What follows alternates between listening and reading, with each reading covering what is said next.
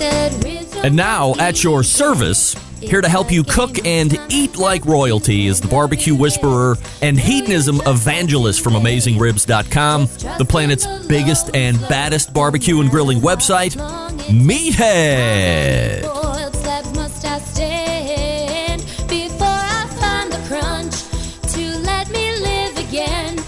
Right now the only thing that keeps me hanging on is a memory of smoking it down to the bone. I remember Papa said you can't hurry ribs. Glad to have you, folks. Good to see you.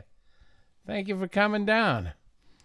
Well, it's 7:30, and that's start time.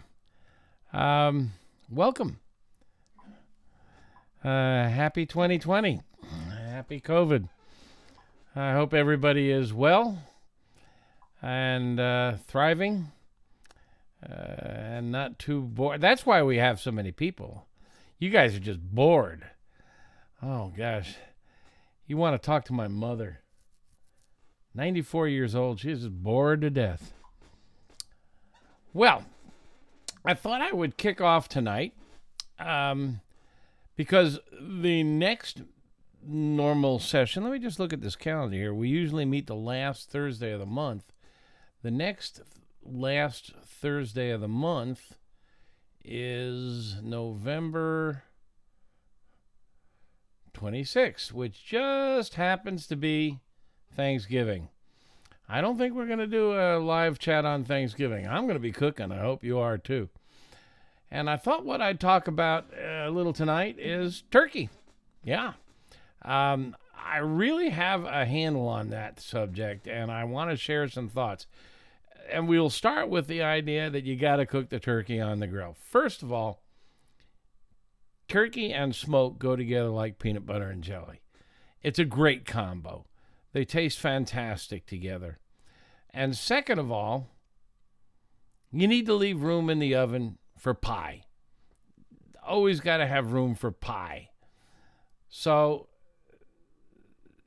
let's talk about some of the things that you want to do if you're going to cook turkey on the grill.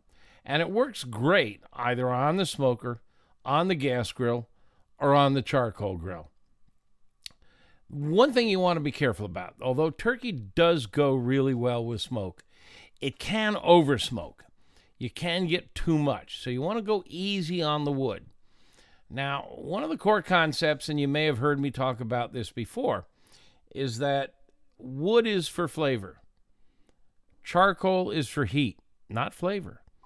Gas is for heat. So, if you're going to cook with charcoal, you want to get the coals fully lit, covered over in ash. If you do that, there won't be a lot of smoke and there won't be a lot of flavor from the charcoal, and that's good. You want the charcoal for heat. You want wood for flavor. Wood has better flavor than charcoal does. Now, lump charcoal will produce more smoke and more flavor, but you don't know what kind of flavor. You don't know what kind of wood. And it does pop and sparkle and crackle and snap. And I'm not going to get too deep into this because I've talked about it on AmazingRibs.com. But I'm a Briquette fan. And that's because it's a control issue. I am a control freak. Lump charcoal, you get some that are the size of softballs, some that are the size of your thumb. They burn unevenly. If they haven't been carbonized perfectly, and they never are, then there's raw wood in the center. And that raw wood will create smoke, and you don't know what kind of smoke. And also, we have pictures on our website. People send me pictures all the time of things they find in the bag of lump charcoal. Plastic, metal, computer connectors. 2 briquettes is twice the energy of 1 briquette. 40 briquettes is 40 times the energy of 1 briquette. It's a real measurable, controllable situation. And then I can add the wood that I want for flavor. So I'm a big fan of briquettes. Now, those of you who are concerned because the internet is full of all kinds of crazy rumors about the ingredients in briquettes, they're inert and they're harmless as near as I can tell and anyone else can tell. But they are now making briquettes that are pretty much just made of wood. There may be just a little cornstarch as a binder.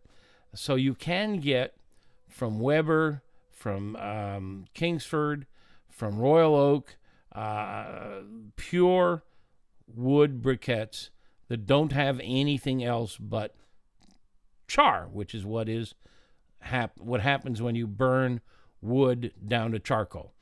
So I like charcoal, and I want those things. Now, if you've ever noticed when you're burning charcoal, you light it on fire and it's just billowing smoke. And that's the ignition process. And the whole thing, I'm writing some more about it. I've written about combustion. Go to AmazingRibs.com and read about combustion. But during the combustion process, whether it's charcoal or wood, there's an emission of gases. And you want to catch those gases and ignite the gases. And so you... And by the way, we'll talk about gas grills in a minute. But you want your charcoal to be fully ignited and covered in white ash. And if you've ever noticed, there's very little smoke when they're covered in white ash. The ignition process is complete. The combustible gases are being burned off, and they're invisible. That doesn't mean they're not there. What happens is the particulates are so small that they don't refract light. When you're first igniting a charcoal, the particulates are larger and they refract light, so you see white billowing smoke. But there's still smoke. You throw wood on there, and you want hardwood, fruitwood, or nutwood. These are woods that have marvelous flavor, but you don't want softwoods like pine. You want hardwood, nutwood, or fruitwood. And you don't want a lot of it. If you're doing turkey, a handful or two. Start with 4 to 6 ounces of wood. And it's better to be under-smoked than over-smoked. So just a handful of wood, and throw it on at the start of the cook. For years, people have talked about, well, food doesn't absorb the smoke after a certain time. It's not a matter of time. It's a matter of temperature. Smoke adheres to cold surfaces better than it does to warm surfaces. That's the same thing. It's called thermophoresis. It's the same phenomenon as when you get out of the shower and your mirror is all fogged up. It's a cold surface. The small particles in the steam adhere to the cold surface. Same thing with smoke. When you take that turkey out of the fridge and put it on the grill, it's cold. 38 degrees, maybe 34 to 38 degrees is ideal refrigerator temperature. So it's going to catch more smoke flavor. So you get the smoke on early, and it'll smoke, and you don't need to add much more. As the meat warms up, as the meat starts to approach doneness, it's not going to catch as much smoke. So don't worry about it. As I said, you don't want to go too heavy on smoke on turkey, or chicken for that matter.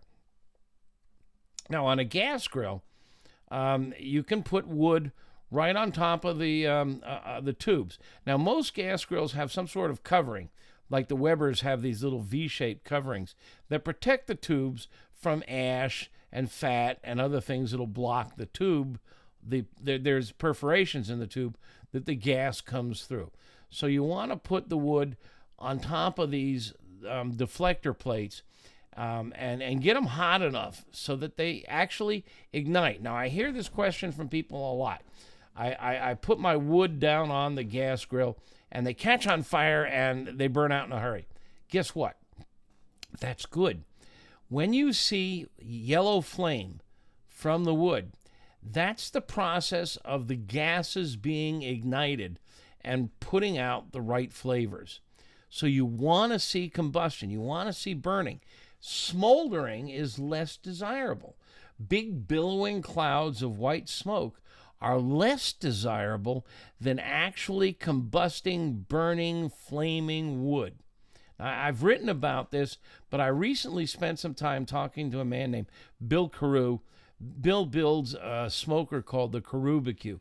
It's absolutely the best smoker I've ever worked on. Karubecue, Karubecue, Karubecue. Go to our website. I have a write-up about it, a review about it, and links to his website. Bill is really a genius when it comes to combustion. And I've also talked with our science advisor. Many of you know the name, Dr. Greg Blonder. His name is on the cover of our book, my co-author and associate, our science advisor. But this nature of combustion is really fascinating, and I've learned a lot more in the past few months, and I'm going to be writing more about it. But you really do want to see the wood burn. You want to see flame. You want to see yellow flame. You want to see it ignite. So get that wood right down on top of the burners on a gas grill. Now, for both charcoal and a gas grill, you want to cook your turkey in the indirect side. You don't want to put it directly over flame. Directly over flame is too hot. You'll burn the skin before the interior is cooked. And this is very important. You want to gently warm the meat. So you divide your grill in two zones, two-zone cooking. You have a hot zone where the burners are on high on a gas grill, or on a charcoal grill, you have all your charcoal pushed to one side. Now, a lot of the cookbooks talk about pushing the charcoal to two sides and the meat goes in the middle. That's wrong. Push the charcoal all to one side, and the other side is void. And that's where convection airflow warms the meat gently. And that's where the turkey goes. It goes in the indirect side, so it's just gentle, warm air flowing around it. And on the other side, it's hot, and that's where you put the wood. So you're basically roasting it in indirect air, just like you would in an oven, but it's getting smoke from the hot side. And it's cooler on that side. Hot temperatures constrict and contract the muscle fibers in food, and that squeezes out moisture. So you don't want to cook too hot. Normally, I tell everybody, just roast meats, all meats, any meats, two zones cooking like we just described, start them on the indirect side at about 225. And that's a really good number, except poultry. Poultry has a lot of fat under the skin and in the skin. And you need to render that fat. You just can't leave it sit there. And you also want to crisp the skin, and you need to render the fat to crisp the skin. So we need to amp it up to about 325. So you need a digital thermometer on the indirect side to tell you what's the air temp on the indirect side. If your thermometer is in the middle of the dome, it's inaccurate because you got a hot side and a not hot side. It's averaging the temperature. You need to know what the temperature is on the not hot side, on the indirect side, on the convection airflow side. So you got to get a thermometer. Stand by.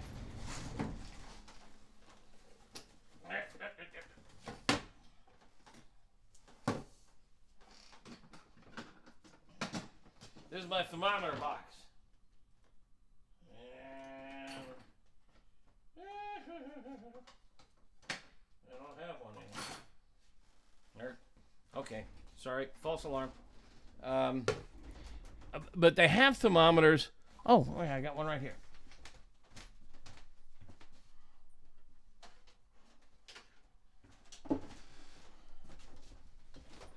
This is the new.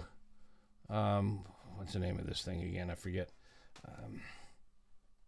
Fireboard. Yeah. Fireboard. Not cheap. This is like top of the line, really expensive, couple $100. You can get them for $50.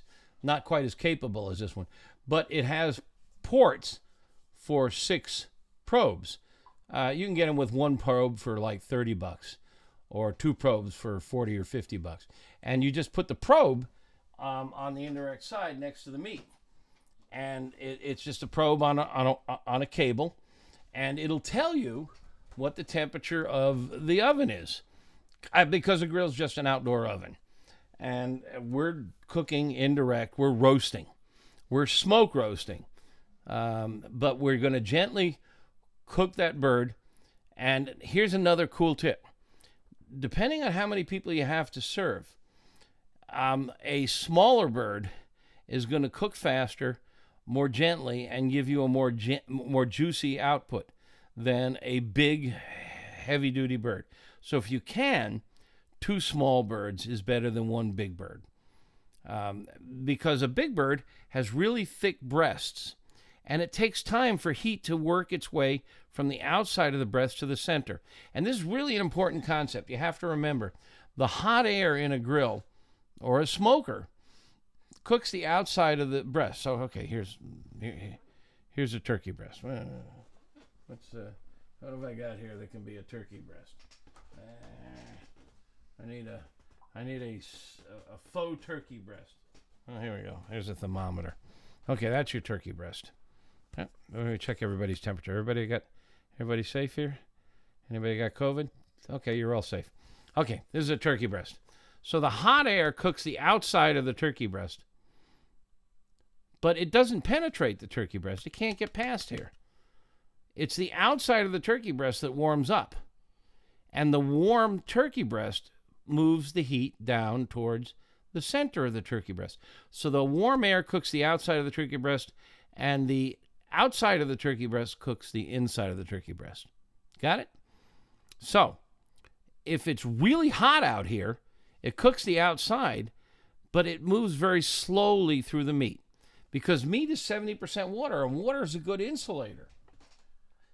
So it takes time. So you're always better to cook at a low temp and allow the heat to gently move to the center, and then you're going to get a more even temperature throughout the turkey breast. Oh, here's a good turkey breast. More even temperature through the turkey breast than just the outside. If you cook it really hot, the outside's going to get really hot, and it's going to overcook before the center gets heat. You get the picture? So you're going to cook it on the indirect side. You're going to get smoke from the direct side. And if you're using charcoal, same idea. You're going to divide it in half. Charcoal on one side, wood on top of the charcoal, right on top of the charcoal. Let it catch on fire. Let it burn. 4 to 8 ounces is all you need. The turkey goes on the other side, on the indirect side, so that it can smoke gently in warm air. Okay? And it's going to take some time. Now, rule number 1, I don't like to pass laws about cooking. I like to, you've heard me say perhaps there should be no rules in the kitchen or the bedroom. But there is one law I think that I would really like to emphasize. Don't stuff your turkey. Don't stuff your turkey. Remember, the warm air is cooking the outside, and then it takes time for the energy, the heat, to work its way to the center. If you stuff the turkey, you now have this big, heavy-duty bowling ball. And it takes far longer for the heat to travel not just through the bird, but through the stuffing. It has to get to the middle of the stuffing. You have this large thermal mass. If you don't stuff the bird, now you have an open, hollow center. And warm air can enter that hollow center, and it can cook from the outside and the inside. Now, it's not going to be as warm in the cavity as it is on the outside. The outside's got a lot of warm air circulating. The cavity will hold a bubble of cooler air, and it's hard for the warm air to get in there. So even though you may be at 325 on the outside, it's going to be down around 225 on the inside. But still, you've got warm air penetrating from the inside and the outside, and they meet in the middle. It's going to cook a lot faster, and that's not going to overcook the outside. The exterior will overcook if you stuff the bird while it's waiting for the heat to reach to the center of the stuffing. And you have to wait for that, because turkey juice can be risky. There can be salmonella. There's a very high incidence of salmonella in poultry. But don't worry, if you get it to 160, 165, you'll kill it all. So you're not going to get sick if you cook it thoroughly, and that's why you need a digital thermometer always to measure the temperature. Okay, wait a minute. Here we go. I got one of these. This is a Thermapen. Here we go. Thermapen, and it's really accurate. Precision, and it gives you an accurate temperature in 2 seconds. Now, it's expensive. It's $100. You can occasionally catch it on sale for $75, but the company that makes this, ThermaWorks, also makes something called the Thermopop, and it's $30, and it takes 5 seconds. So for a 3-second speed up, you got to pay $70. $30 for the Thermopop, $100 for the Thermapen, and you get 3-second savings. The Thermopop's a really good deal at $30, and there are others. You know, we have an electrical engineer who tests thermometers for us, and we have ratings and reviews of 150 thermometers or more. So if you're in the grocery store and you see a thermometer, you can get your phone out and check our website for thermometer reviews and see if we have that model rated and reviewed, or better still, just go to our website, find one that's in the price range that you're willing to pay, and order it online. We don't sell anything. We don't sell thermometers. We don't sell grills. We don't sell anything. We just rate and review them. So it's the most important tool in your cooking arsenal, with the possible exception of a sharp knife. And it may actually be more important than a sharp knife. So use your instant read thermometer to check, get it up to 160 in the thickest part in the breast. The drumsticks and legs, actually, because they contain a little more fat and there is a little more muscle in there, that they take, or actually I should say myoglobin, they can take a little more heat. They can go up to 170, 175. So you gauge the breast. When the breast is ready, trust me, the legs will be ready too. Now, if you're not going to stuff the bird, and I really beg you not to, cook the stuffing on the side. It's just as good. And in fact, you can get it crispy on the outside. Look at, you know, when you stuff the bird, what's the best part of the stuffing? The crispy stuff that's sticking out the butt. So take the stuffing, put it in a roasting pan, and either pop it in the oven or throw it on the grill. And you can actually get smoke flavor on the outside. You can get it crispy on top. And one of my favorite things, and we have a recipe for this on AmazingRibs.com, is what we call muffins. You get a muffin pan, and you take your stuffing. Now, you need to add a little extra egg for it to hold together, but I've got the recipe. And you actually put your stuffing in a muffin pan. And now you've got muffin tops. We do like muffin tops. Nice and crispy. The sides of the muffin are crispy. And everybody gets their own stuffing muffin. And it's kind of cool. It's, you know, a little stuffing muffin sitting on the plate right next to the turkey. And everybody gets the same amount. Everybody gets a nice crispy top. Great concept. So stuffing muffins or muffins. The recipes are on our website. You got to alter from your regular stuffing recipe a little in order to get the muffin to hold together. But I tell you how to do that on AmazingRibs.com. So don't cook the stuffing in the bird. Now there's another trick that you can do, and it's called spatchcocking. And spatchcocking is this slightly naughty sounding word for butterflying. And basically what you do is you take the bird and you flip it over. So normally when you look at a bird, the breast side's up. Flip it over, and there's the spine. And you get a really heavy-duty kitchen shears.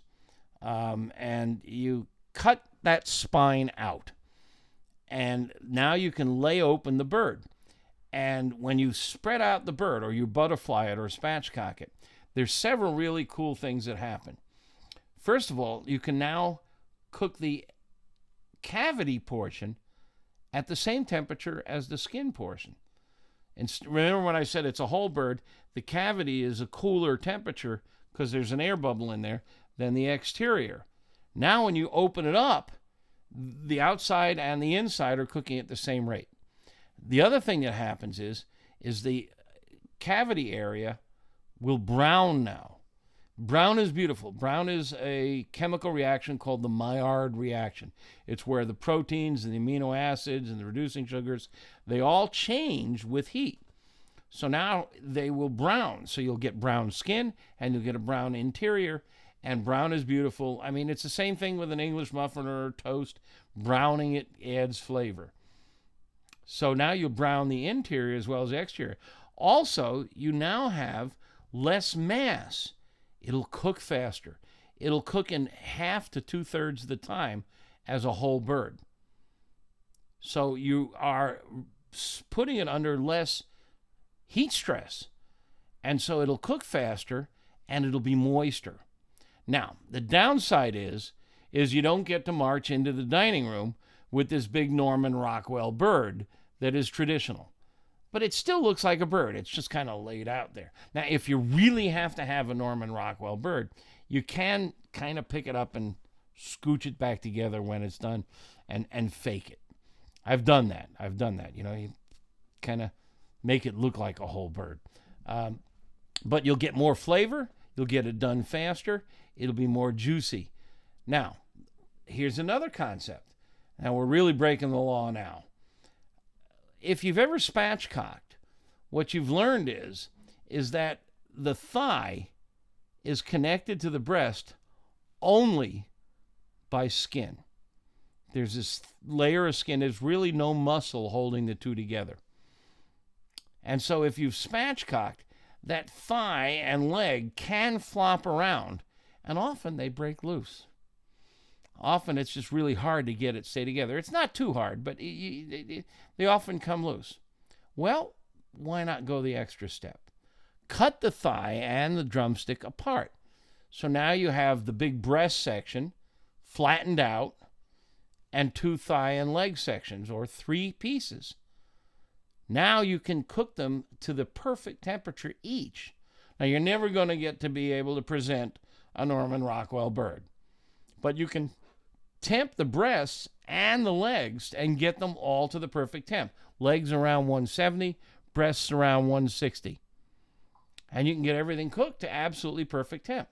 This is one of the problems with cooking any kind of whole animal, whether it's a whole hog or a whole lamb or a whole chicken or a whole turkey. There's different muscles. I mean, think about it. Think of a whole hog. You got this big old hog, right? And the shoulders need to go up to about 203 degrees. That's ideal temperature for pork shoulder to get the fat and the connective tissues molten, melted, tender, juicy, flavorful. Hams, the rumps, about the same temp. But in the middle, you have the tenderloin and the loin, both of which are best in the 135 to 140 temp range. Now, you've got this whole dang hog. How are you going to get the loin and the tenderloin to 135, 140, even 145, while you're taking the shoulder up to 203 or 200?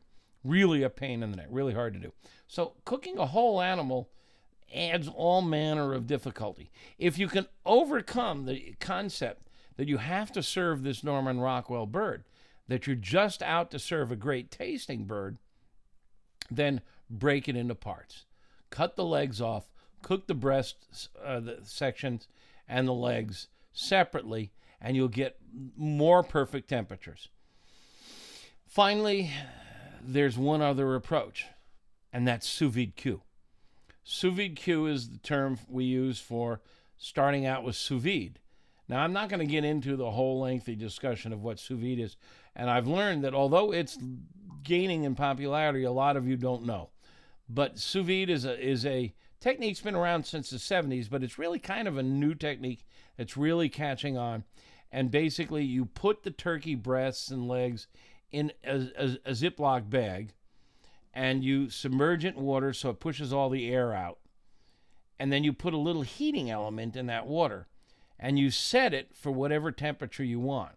Now, we know USDA says 165 will kill all the microbes. What USDA doesn't tell you is that 165 will kill all the microbes in 7 seconds. You can kill all the microbes at 160. It just takes a minute. You can kill all the microbes at 155. It may take, I forget the exact number here. I'm just pulling a number out of the head. Don't quote me. I have the exact numbers on Amazing Ribs, but it may take 10 minutes at 155, 30 minutes at 150, an hour at 145. But you can pasteurize or make a turkey safe at 130. It just takes a couple of hours to kill all the microbes. The higher the temperature, the faster it pasteurizes. Now, problem is that most of us just won't like the texture of a turkey cooked at a lower temperature than, say, 155. It can feel stringy. So 155 to 160, you cook it in this sous vide technique in a bag, in a water bath, heated with a special heating device, and you cook it to, say, 155. Well, when you take it out, now you throw it on the grill and get a good dark Maillard reaction on the surface, brown the surface, or smoke it. And we have a couple of techniques for what I call close proximity smoking, where you can actually put wood pellets and chips like right under the bird and gets the smoke on there in a hurry, like in a minute or two. And it's in our sous vide section. Or you throw it on a smoker. Now, if you're going to smoke your turkey, you're going to cook it at a relatively low temp. I recommend 325 to render some of the fat. Don't use a lot of smoke. Don't use a lot of wood.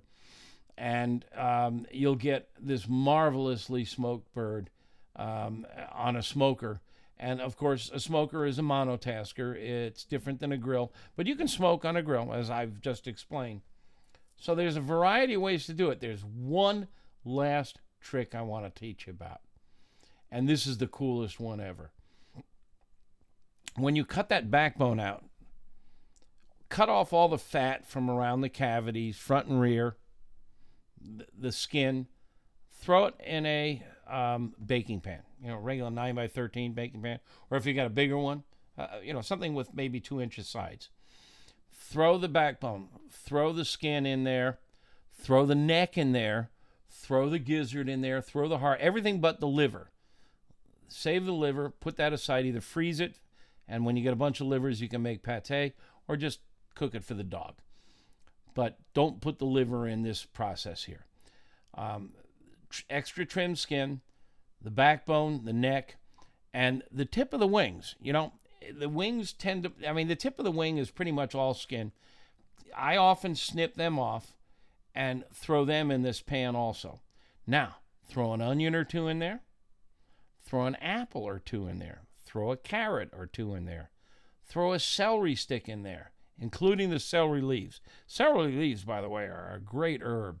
They really can add a lot of flavor. One of the best clam chowders I ever had in my life, they threw some celery leaves on just at the last minute in the center. Wow, was that great. So you throw the celery in there, and you can throw some herbs, parsley, sage, rosemary, and thyme, whatever you want. Put a little salt in there. If you want, I dump a bottle of wine. I go for something like a nice Riesling. And now, this bathtub that you've just created of flavor, you put it under the bird. Now, you want to get it below the grate. So if you're cooking on a grill grate, get it under the grate. On a charcoal grill, you can find a space perhaps to fit it under the bird. You're cooking indirect, so there's room underneath. If not, you go into the kitchen and you take one of the racks out of the oven and you lay it on top of this pan. And you lay the bird on top of that rack. This is something, even if you're cooking it indoors in the kitchen, don't use a roasting pan with those V-shaped racks. Think about this for a second. You're going to take a turkey, put it inside of a pan. Well, now you have these metal sides. The heat can't get into the bottom of the pan. And often you put water in there so that the drippings don't burn. So the water is never going to get hotter than 212 until it evaporates. So the underside of the bird is always flabby and pale and undercooked, while the top of the bird gets golden. And this is why people say you got to turn the bird upside down. Well, yeah, that's why, by the way, that is one of the oldest myths. There are no interstate highways inside of a turkey. Turning the bird upside down so that the juices will flow into the breast goes against all the laws of food science. It just doesn't happen. It just doesn't work. I'm sorry, it's impossible. There are fibers, there's moisture, it doesn't travel. It just doesn't travel. This is easily proven with science. So, but in any case, when you set the bird into the pan, the bottom doesn't cook at the same rate as the top. You put the bird above the pan or at least put a rack on top of the pan and the bird on top of that rack so warm air can circulate all around it. Okay, you got the picture? So in that pan, you're putting essentially all the stuff you would do to make a turkey stock. All the drippings from the bird when you take it out of the bag goes in that pan. The neck goes in the pan. The tail goes in the pan. The backbone goes in the pan. The gizzard goes in the pan. The heart goes in the pan. The trimmings from around the cavity go in the apple, onion.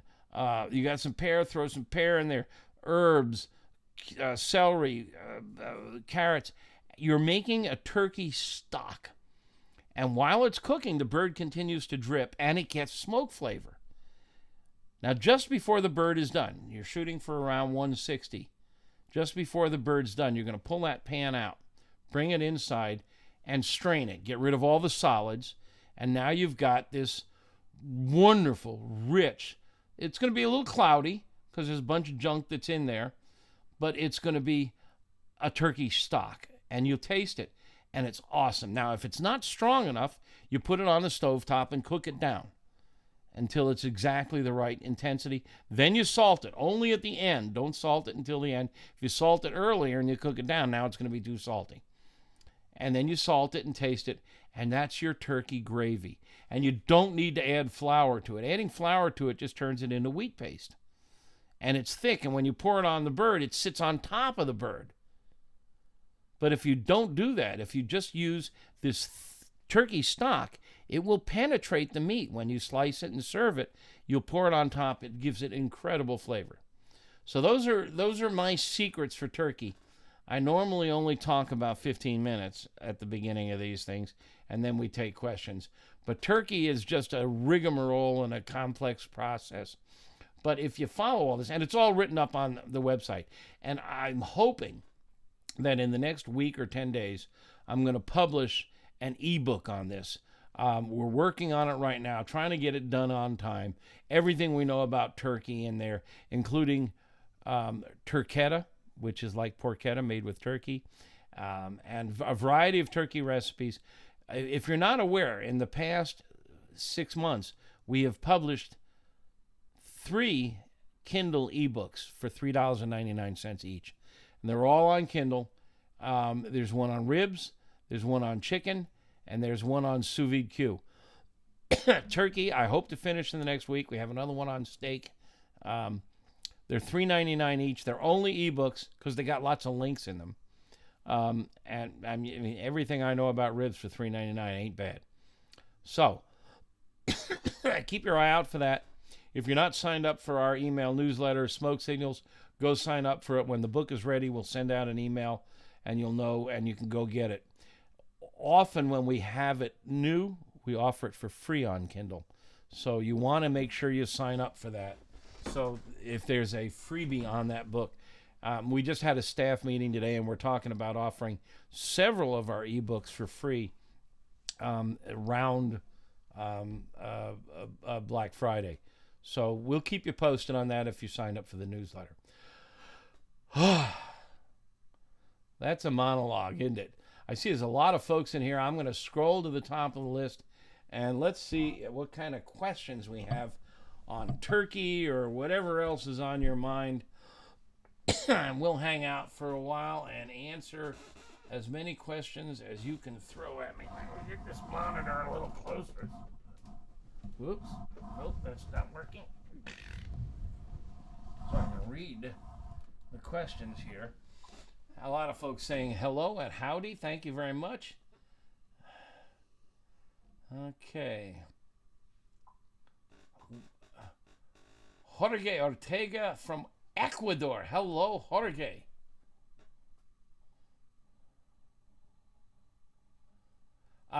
Derek Boatwright's asking, do I think the afterburner method with a grill grate flipped upside down will give a great sear? Derek, good question. All right, let me define some terms for everybody out there. The afterburner method is a technique I invented that's pretty cool. You take a charcoal chimney and you fill it about halfway with charcoal. You get that chimney cranking, and you've got over 1,000 degrees in temperature at the top. And it's a perfect way to sear a steak, especially after sous vide. and just get a really hot sear. And if you've ever done something like skirt steak, I mean, I love skirt steak. It's got a great flavor, but it's so thin. By the time you brown the outside, it's overcooked in the center. How do you get pink skirt steak? Really high temperature, and this is how you do it. On top of a charcoal chimney.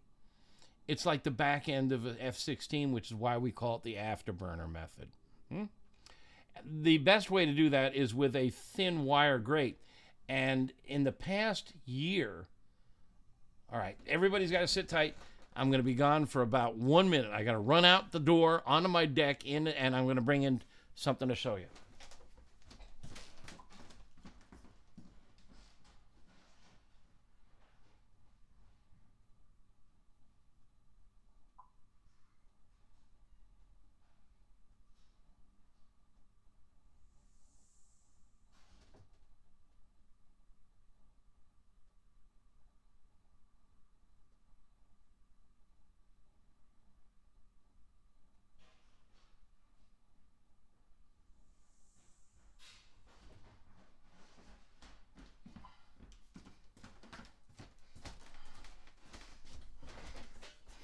Okay, sorry about that. Charcoal chimney. Everybody recognize one? This is the best way to start a charcoal fire. Fill it halfway with charcoal. It's got like a little fake bottom. Put newspaper or something in there. In the past year, a couple of companies have come out with this.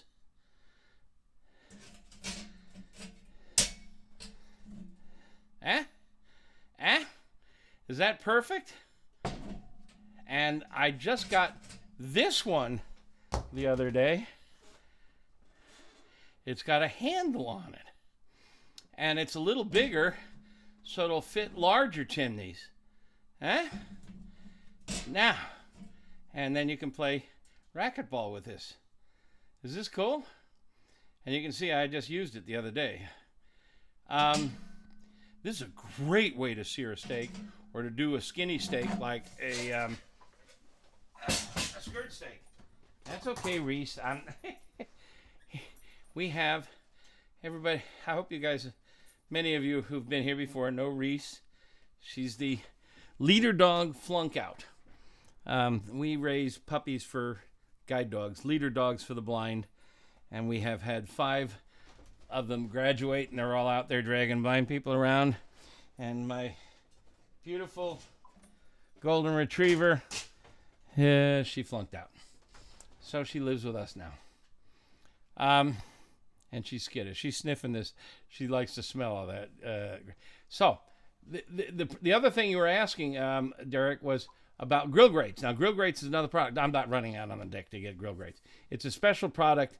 But the key that makes this thing work is that the meat is exposed directly to infrared radiation. That's what's going on inside this chimney, is a lot of infrared. Look, to sear a steak properly, you need infrared radiation. We talked about indirect heat for turkey. But if you want to sear a steak, you've got to go on the other side over the coals, over the flame. That's infrared radiation. Convection airflow is too gentle to sear a steak. You won't get a good browning. It's one of the problems with a lot of the Kamados, is you have this narrow tube at the bottom, and then you put this deflector plate inside, and you really need to expose the steak to flame, to glowing coals, to get infrared radiation. That's a really intense form of energy. It's really important to think of energy, not heat. And I've heard, if you've been here before, you've heard this example. I'll do it again quickly. Turn your oven on, set it for 200 degrees, open the oven, stick your arm in. You can do this, it won't burn. You can hold your arm in there for a minute or so, more. Then touch the side of the oven. When you get back from the hospital, you realize that 200 degree air and 200 degree metal are different. There's more energy in that metal than there is in that air. And so we need to talk about energy. That's what I'm talking about when I'm talking about the turkey breast. The energy builds up in the surface of the turkey breast and works its way to the center of the turkey breast. It's energy that we're after, not heat. So there's more energy in when you're directly above coals or flames. That's infrared radiation, and it's potent energy. So the grill grates, I love them. I use them for a lot of things, but I wouldn't use them on top of the afterburner. Long answer for a short question, Derek. Thank you, though. It's a good question. Where is the old brine recipe from your website? I don't know what old brine you're talking about. We have several recipes for dry brine and wet brine. If you can't find it, use the search box on every page. Drop me an email. I'm meathead@amazingribs.com, and I'll send you a link.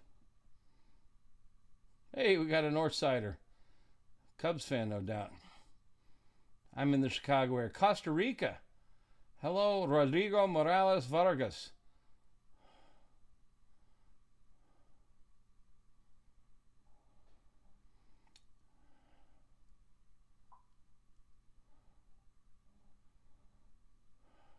Let's see.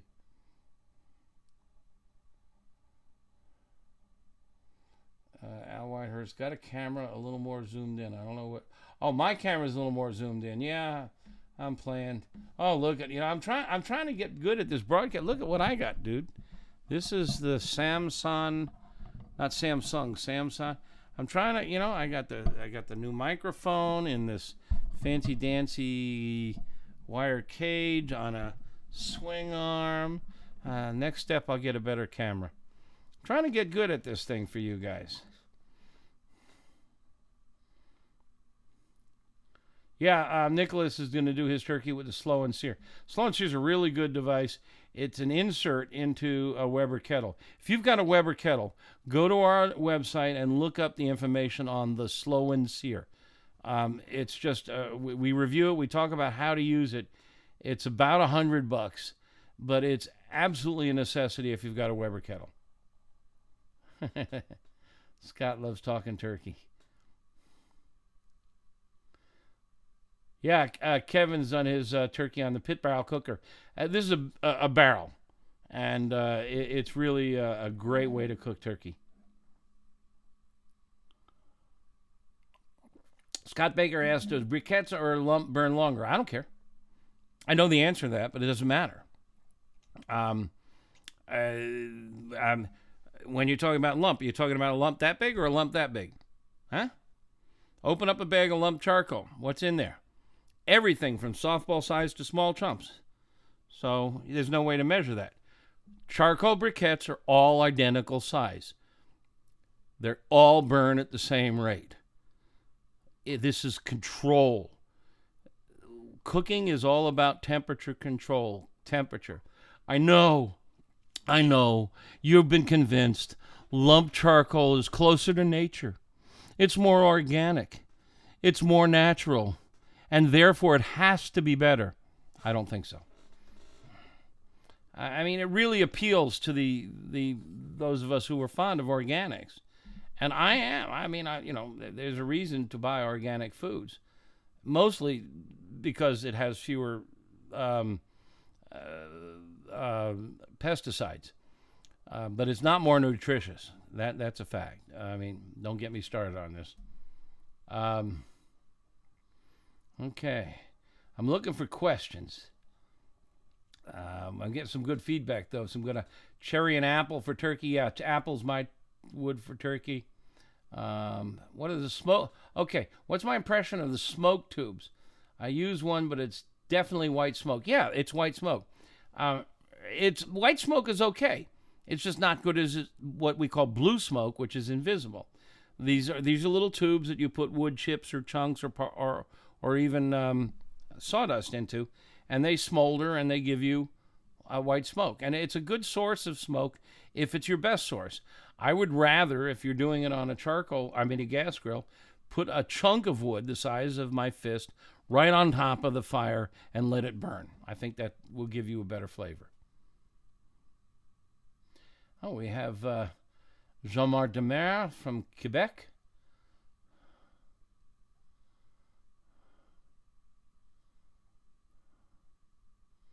Okay, Josh Arison. I've been using a slow and sear in my Weber, and I've been very happy with the results. What would a fancy, expensive smoker get me beyond what the slow and sear is already providing? Not a heck of a lot. Now, a fancy smoker usually will have a greater capacity. I mean, if you take a Weber kettle and then you cut away about a third of it for the fire part of the slow and sear, you've got fairly limited real estate, and it's round, which is also restrictive. You buy a standalone smoker, and depending on the size you buy, you get a lot more real estate. I mean, you can do a couple of briskets, a couple of turkeys, so you get a little more real estate. You don't get a lot bigger difference in flavor depending on what you're doing. The very best smoker flavor are the smokers that burn wood and wood only. But they're really hard to manage. You have to know what you're doing. You got to know a lot about wood fire management and temperature control, and you pretty much got to sit by it and control it. You got to feed it the wood. Now, on the flip side are pellet smokers, which are set it, forget it, walk away. Many of them now are connected Wi-Fi, so you can turn on your pellet smoker, put your turkey on there, go to work, and follow the temperature of your turkey on your smartphone or your computer at work. So pellet smokers are really a great thing for people who just don't want to sit by there. It's a different flavor. It's a very mild smoke.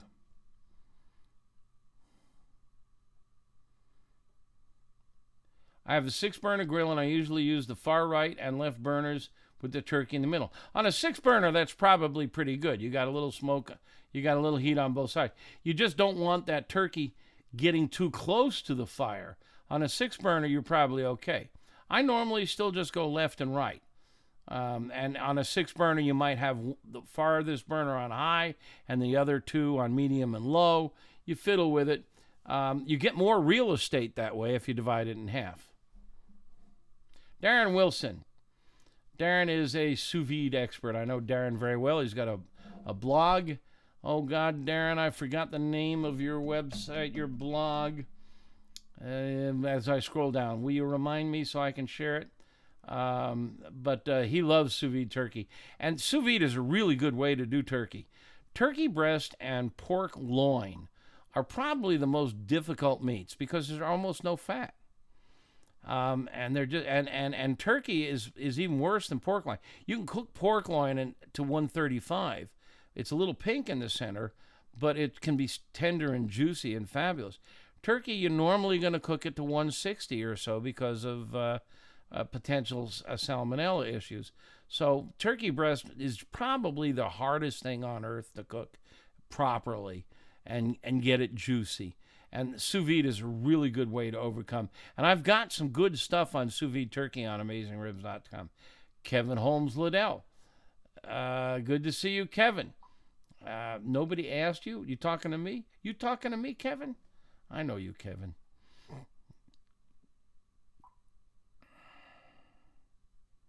Oh, we got Ryan G's Barbecue from the UK. Oh, I see what's going on. Kevin Holmes Liddell and Darren Wilson are sniping at each other. Cut it out, you two. What time ratios have you found most successful? You don't cook with a clock. You cook with a thermometer. Throw your clocks in the garbage can when you cook. It's the temperature of the air and the temperature of the meat that control everything. The clock has nothing to do with it. A thick piece of turkey, a 14-pound turkey and a 20-pound turkey will cook differently because the thickness of the meat. And the only way you can tell when they're done is with a thermometer.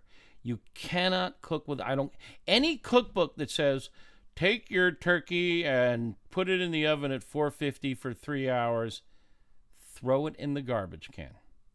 And I can't believe that the newspapers and the cookbooks are still doing this, that they haven't awakened to the importance of thermometers. It's all about the thermometer.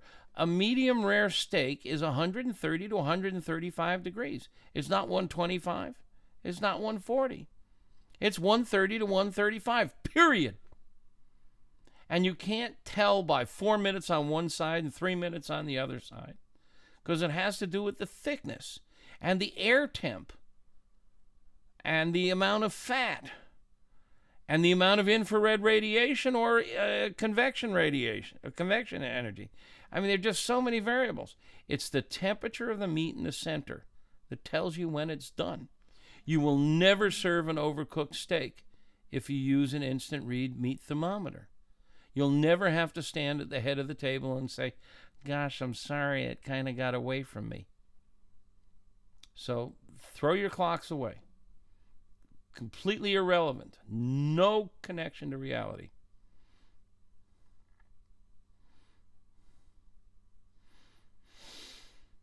All right, well, Darren's back, and he's saying, yeah, they're for sous vide, yes, you can use a clock on sous vide. There are some clocks. And by the way, we are revising our famous meat temperature guide, and looky here. Oh, wrong side. We have sous vide temperatures on the new one. It won't be off the press for about a month.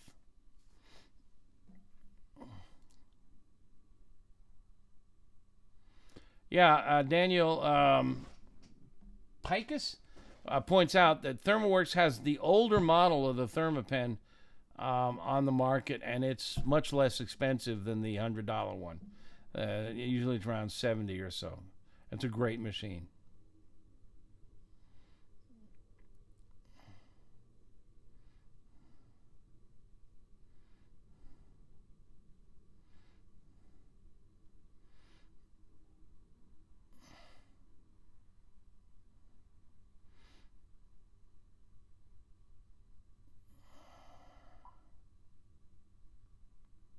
Okay, Larry Gonzalez is asking, buying a turkey, can I salt brine it if it already comes seasoned? Okay, let's talk about brining. I didn't get to that. Salt is really the magic rock. Salt is really special. It's not just a flavoring element. In fact, salt really doesn't have a lot of flavor of its own. What salt does is it amplifies flavor. I mean, garlic changes the flavor, sugar changes the flavor, onion, they all alter the flavor. Salt really just turns it up to 11. It also makes your palate respond differently. One of the things salt also does is it alters the proteins inside the meat so that they hold moisture better. So salting meat not only amplifies flavor, but it helps hold on to moisture. So it's a really good idea. Now, there are two ways to salt meat. One is what we call wet brining, and that is you take the turkey and you submerge it in a tub of salt water. It's called a brine or a wet brine. and there, I have a really good technique for creating a wet brine recipe. You do it by the weight of the salt rather than the volume of the salt. But it's really simple. And you can do it by volume too. The problem is now you need this big tub filled with water and salt, and you've got to keep it cold. So you got to throw ice in there, and when the ice melts, it dilutes it, so your brine is not as concentrated. So you got to make an ice bag, or you take a plastic bottle and you fill it with water and you freeze it and you put that in there so it won't dilute. And it's a big pain in the butt. There's another technique that works just as well, and it's called dry brining. And I'm pretty sure I'm the one who coined it, the term dry brining. But dry brining is simply a matter of salting it. Half a teaspoon per pound of meat of Morton's kosher salt. And I standardize on Morton's kosher salt primarily because there's not a lot of extra things in Morton's kosher salt. Table salt has some additives to it. There's nothing harmful there. But Morton's kosher salt is pretty much pure salt, and it's easy to pinch it and splatter around. So we've just standardized on Morton's kosher salt in all our recipes. And it's different than Diamond Crystal kosher salt. All of them have different grain sizes, and the size of the grain affects how powerful they are. Think of it this way.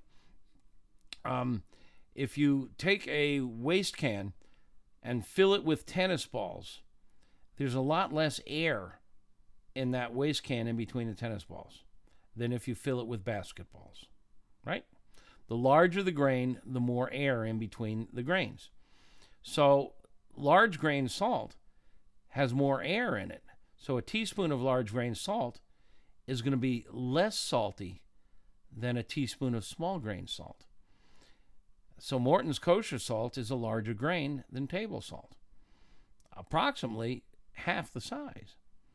So you want to, we have a table on AmazingRibs.com that will, it's a conversion table. You can just put it, if the recipe calls for table salt and you're using kosher salt, it'll do the conversion for you, and the other way around. And if you got Diamond Crystal or you got pickling salt or whatever, you just put the amount that the recipe calls for and it'll translate to whatever salt you're using. But we use kosher salt. 1/2 a teaspoon of Morton's kosher salt per pound of meat is our general rule of thumb for all meats. 1/2 a teaspoon per pound of meat. General rule of thumb for all meats. And you sprinkle it on the turkey. And you put it in the fridge overnight or for several hours. The thicker the meat, the longer it takes. But the salt is really quite a miracle rock because it's just sodium and chloride. It's 2 little atoms. And when they get wet, they get electrically charged and they can migrate to the center of the meat. They're very small. Sugar is 23 atoms. Garlic is a huge molecule. They cannot get past the surface. This is a really important concept. They can maybe get into the little tiny microscopic cracks and crevices on the surface. Maybe 1/8 of an inch, at most 1/8 of an inch. But they can't get deep into the center. So all these brine recipes you've read about, apple juice, black pepper, garlic powder, sugar, and salt. The only thing that works is the salt. The salt will get onto the meat and into the meat. All the rest of the stuff will not go past the surface. Now, it will attach to the surface and flavor the surface. But if you want to put black pepper on the surface, instead of taking a 5-gallon tub and pouring a cup of black pepper in there, just sprinkle it on the damn surface of the turkey and use about 1/10 as much. And the same thing for sugar and everything else. The apple juice is a complete total waste. And you can prove this by cooking the turkey, taking it out, take that breast, cut it in half, and taste the center of the turkey breast. No apple juice, no black pepper, no garlic. It's just plain turkey. That's all. If you taste any apple juice, it's because it's on the knife when you pushed it down through. So maybe you'll white the surface of the bird. But it just doesn't get in. Now, don't argue with me. This is science. We know this. We can measure this. We can check. We can test. We can see if there's any garlic compounds in the center or sugar compounds. They just don't get in there. They just don't get in there.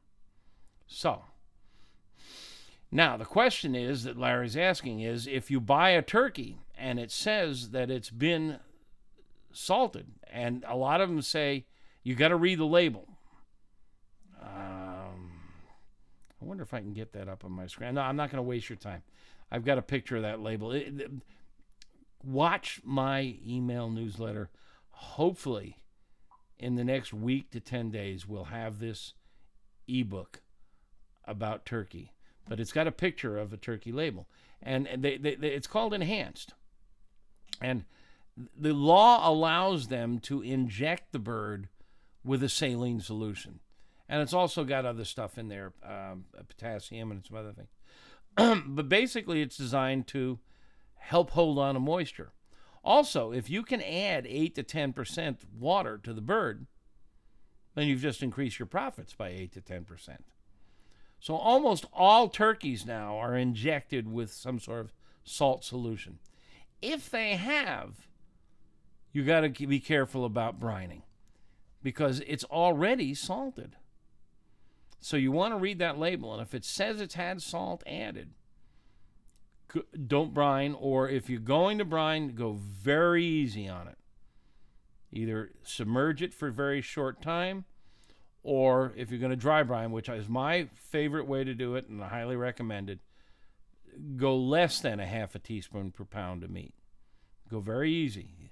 Over salting, you know what it's like. You've had food that's over salted. No fun.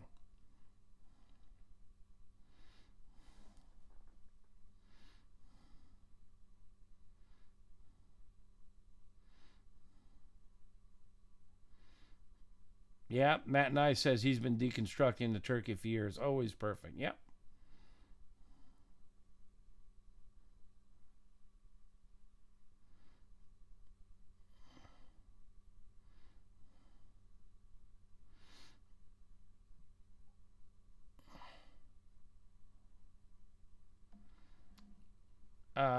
Don't understand this question, Snow Chef 54. When spatchcocking, is there a way to say the oysters? Those little nuggets on the back. You mean save the oyster? There's two little nuggets near the thigh. They're the little muscles, and they're really tender and really juicy. And they're on the back side by the spine. And again, this book I'm working on has an illustration, shows you where they are. They're really tasty. And when you're carving the chicken, it's your responsibility as the chef to eat those nuggets. Don't dare serve them to the company. They're just, two little things, maybe, the size of a silver dollar. They're really good. They're chef's treats. You've earned them. Yeah, Jean-Marc Demare points out that the gravy concept that I talked about in the pan, you rarely use it all on the, and when you're done, you have this wonderful turkey stock. And the day after Thanksgiving, I just pour it in a coffee cup and warm it up. It's just fantastic.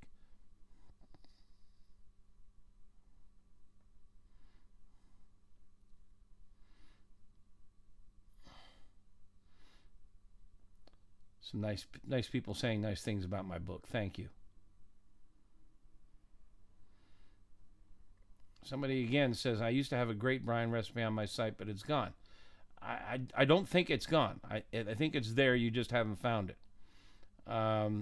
You've got to search for brine, and there's several articles that mention it, and look at them. You'll find it. And if you can't, send an email, meathead@amazingribs.com. I'll find it for you.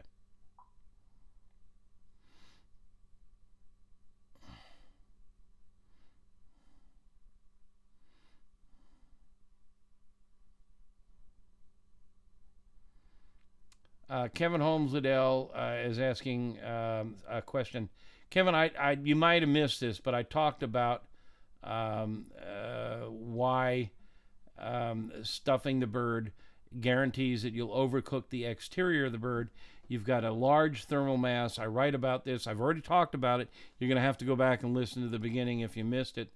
But you will overcook the exterior of the bird if you stuff the center, because you've got to wait for the heat to get to the center. And you're saying that you don't have to cook the stuffing to 165, but you do, because the juices from the bird are getting into the stuffing, and the juices are likely to have pathogens in them. So if you stuff the bird and the stuffing absorbs juices from the bird, you have to cook it to 165 to pasteurize it. And if you cook it to 165, I guarantee your breast will be overcooked, at least on the exterior. This is physics.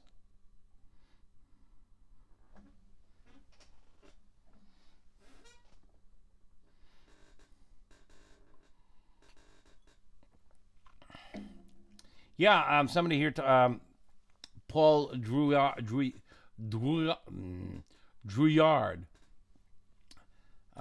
is talking about injecting with butter, and I've done this. It's called butterballing. Duh, that's how that started, butterballing. You can inject the breasts with butter. Problem is, is if the bird's cold and you melt the butter and you got an injector and you go to inject, as soon as the butter gets into the needle, it gets cold and the butter chills out, gets thick, and it clogs up, and it's hard to get it to disperse.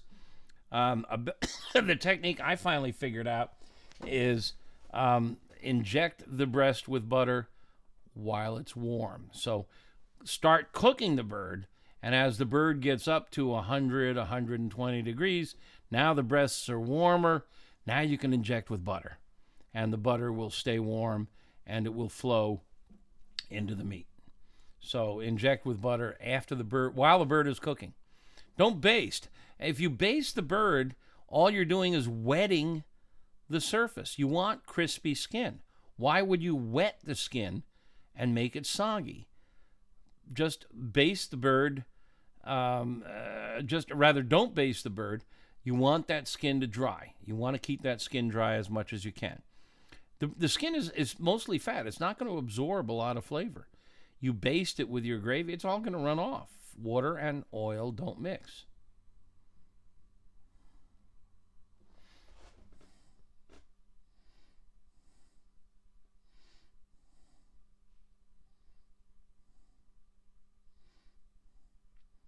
Okay. We're going to try to abbreviate it. Weston Roberts is asking. He cooks his lamb on a lamb shoulder for 8 hours to 203, which is the magic temperature for pork shoulder. But the local Servium Land Cook restaurant cooks it to 170, and their meat is as tender as his at 203. How is that? Okay, 203 is not a magic number for every meat. 203 is the magic number for pork and pork fat and pork connective tissue. Lamb is much more tender than pork. And yeah, you can do lamb.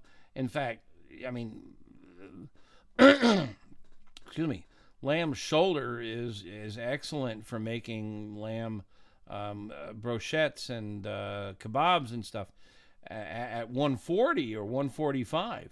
So lamb is a red meat, pork is a white meat. So it's a very different. Don't cook it to 203. Try cooking it to less. Try cooking your shoulder to a lower temp. Do it at 170 like him. You can cook a lamb shoulder to 140, which is pink, and it's medium. And now, it's not going to melt all the fat. And lamb fat is not the most tasty of all fats. Pork fat's tastier than lamb fat. But what you might want to do is take a shoulder and butterfly it, get the bone out, and cut out as much of the fat as you can, and then roast it or grill it to 140 or so. See how that turns out for you.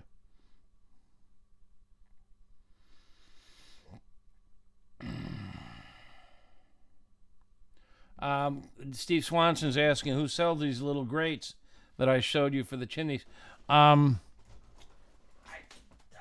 They're both on Amazon. I think they're both on. This is made by Barbecue Dragon. I know that. And I like this one because it's larger, and that means it'll fit on all of those charcoal chimneys.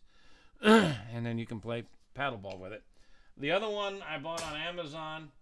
And the nice thing about the other one, I don't know if you can see this. As you see, it's got little tines that stick up, and they help hold it fast to the chimney. But it fits the Weber chimney perfectly. The other one is a little larger. Barbecue Dragon sells the larger one with the handle. I don't know who sells the little one, but I bought it on Amazon.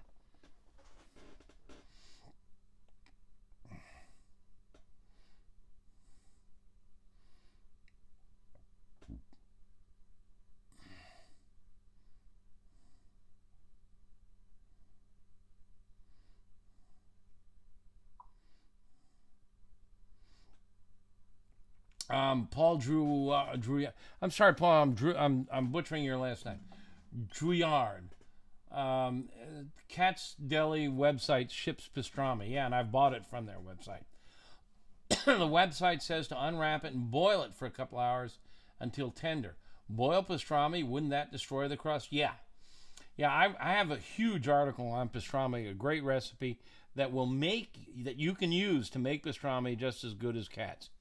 And The final step is steaming or boiling, and it does destroy the crust or the bark. It's a tricky step, a tricky process. You can skip the boiling or steaming. It will be a little firmer, but you will have a bark. After you smoke it, you can take it right off, anywhere between 155 and 200, and it's still absolutely fantastic. It's just a little firmer. Steaming it makes it more tender, and it pulls apart more easily. Go read my article on pastrami. We have somebody from Costa Rica. There's two of you guys from Costa Rica. Jim Tortorelli. What you're asking? Portage Park. I'm not in Portage Park, Mr. Tortorelli, but I am married to a Tortorello. So you may be distant cousin. Rochester, Minnesota. I have been to Rochester, Minnesota.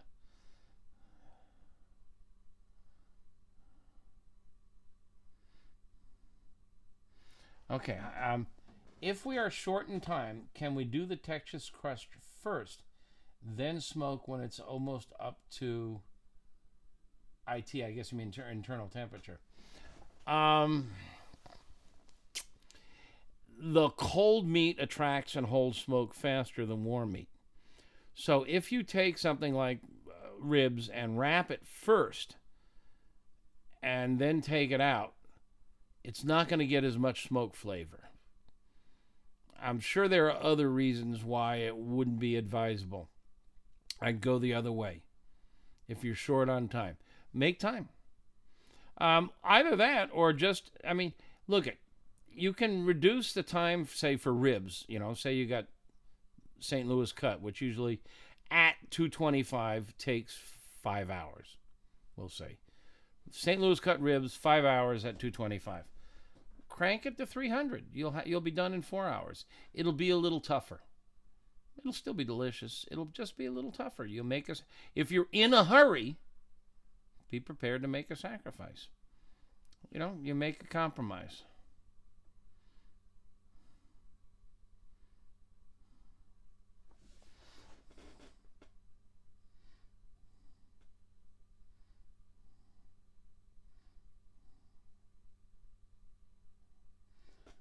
Theme park fanatic.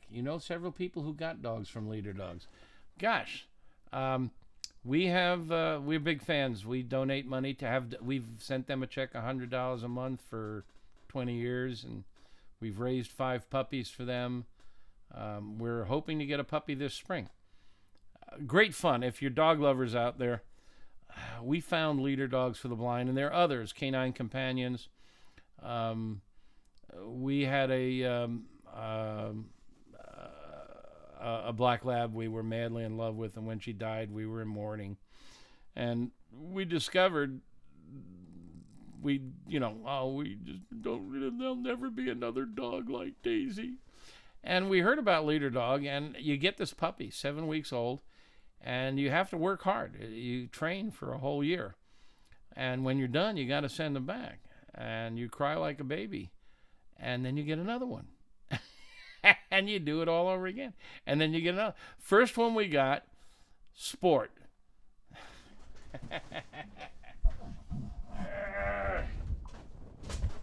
Yes. Well, there's Sport. It must have been 15 years ago. And he's all dressed up for Christmas. And Sport used to get into my wife's vegetable garden and eat the jalapenos. And sure enough, when they were done with him, he was adopted by a woman from Mexico City. So he got to eat Mexican food for the rest of his life. It's a great program. There are several guide dog programs for the blind, for the handicapped, wheelchair bound. You got to work at it. But the first one, when we got Sport, we sent him back and we just cried like a baby after we dropped him off. Rochester, Michigan is where they are based. We're in Chicago, and it's about a 5-hour drive, and we cried for 5 hours. The second one we dropped off and we cried for about 2 hours. Third one was we dropped him off and we cried for about. Next one was like, see ya, kid, good luck. You fall in love with all of them. They all have individual personalities, but the coolest thing is you get a new puppy every well, we do it every 2 years. That gives us a year to travel in between. And puppy breath, if you've never had puppy breath, what special that is. And it's very satisfying to know that you're helping somebody blind. Our first 5 dogs all graduated and went out and dragging blind people around. And then Reese, well, I don't know where she disappeared to. I'm not going to make dumb blonde jokes. But Reese just, we sent her back to school after a year, and they keep them for about 5 months and do advanced training. And they teach them how to do stuff like crossing streets. I'm way off topic here, but I have to share. When you're training a dog, it's play for them. They're learning something new. It keeps them stimulated. You're teaching them how to sit, how to down, how to stay, how to come, how to heel. I call it the 10 Commandments. And they get rewards often, and it's a game for them, and it's very fascinating and fun. And they absolutely love it. And then they go back to the leader dog school where they're going to be there for 4 months, and they continue training. They teach them how to walk down the sidewalk and not let the master hit his head on a branch, how to cross the street so you don't get run over by a car. Then they bring them into the dormitory where the blind people have come to stay, and they take them off the leash, hand the leash to the blind person and leave the room. And now it's the dog and a blind person. And they train together for about a month. And they live in this dorm room, and they go to the cafeteria together, and they walk and they somehow during that period the dog figures it out. This is not a game anymore. I've got somebody's life in my hands. I can't fuck up. That this is work. It's not play. And I don't know how this happens. I don't think anybody knows how this happens. But they figure it out. And now they go to work. And it's just pretty darn miraculous. And if you ask a blind person, they'll tell you how miraculous it is because it frees them up. And when we first started doing it, it was very different. Now, you take this dog and you combine it with the mapping procedure. Because the dog can get you down the block without stepping in a pothole or hitting your head on a branch and cross the streets. But you can't tell the dog, take me to the post office. Because the dog doesn't know where the post office is. Take me to the ice cream stand. But this does. So you combine your smartphone with a dog, and you have incredible mobility. And it's just changed the lives of so many blind people. It's a great program. We love doing it, and we have a lot of fun. And there's nothing more joyful than a brand new puppy. Well, I mean, cleaning up after them is always joyful, but we've actually housebroken a puppy in less than 3 weeks, and we don't do it with rolled up newspaper. Maybe we do a session on dog training sometime.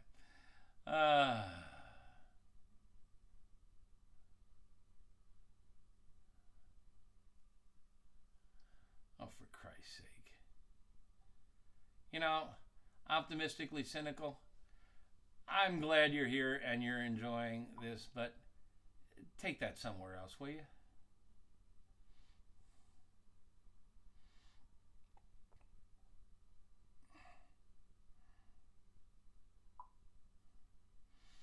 Yeah, Ryan G is talking about drum smokers, and he loves them. Yeah, they're great.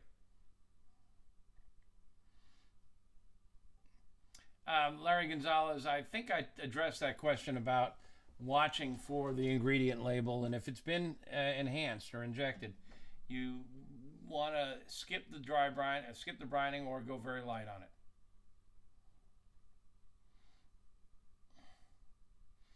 Okay, now I've talked about this in the past, but it always bears repeating. What wood would you use for turkey? Apple, pecan, oak, hickory, cherry. I know it's a preference, but what's your take? It just doesn't matter. Now, when you say hickory, are you talking about shagbark hickory or pignut hickory?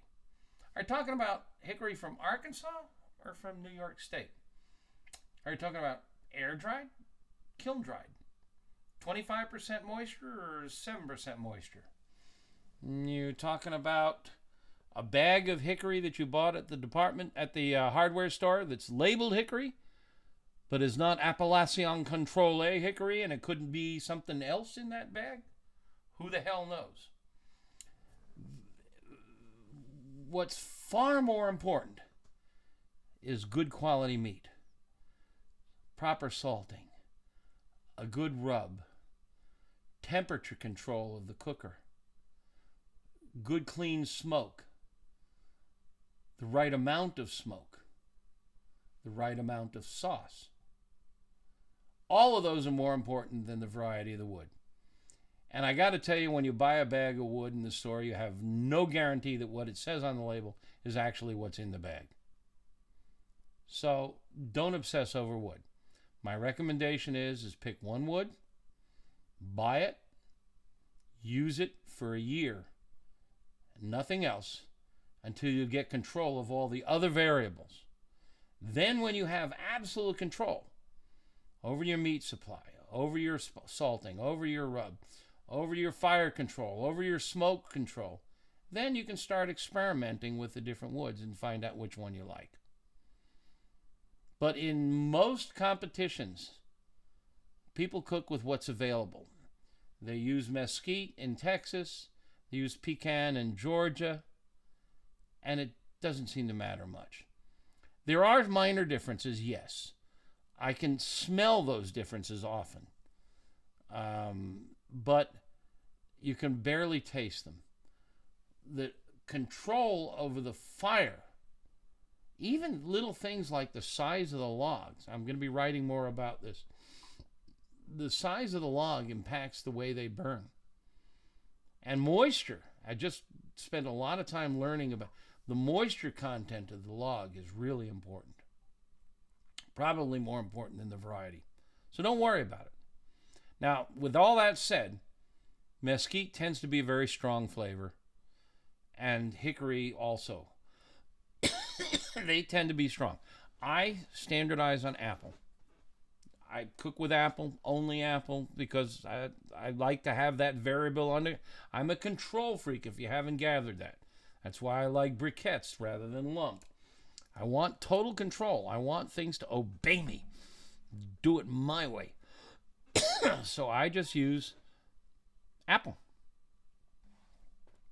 By the way, I'm coughing not because of anything that I am exposed to. It's because I have a dry throat. It's getting rather dry up here, and I'm talking a lot. Sun Yun just mentioned salmon too. I don't know what he's talking about too.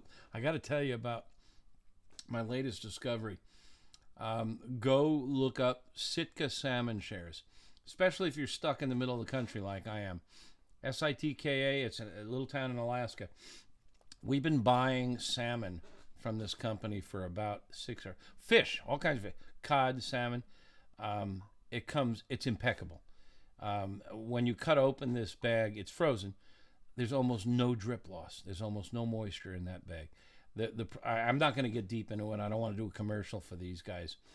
But what we're paying for it is about the same as what we pay in a grocer, and we get really pristine quality, fresh frozen, awesome fish, cod, sable, salmon, delivered to my door, frozen with dry ice in a like one of those bags that they deliver pizzas in.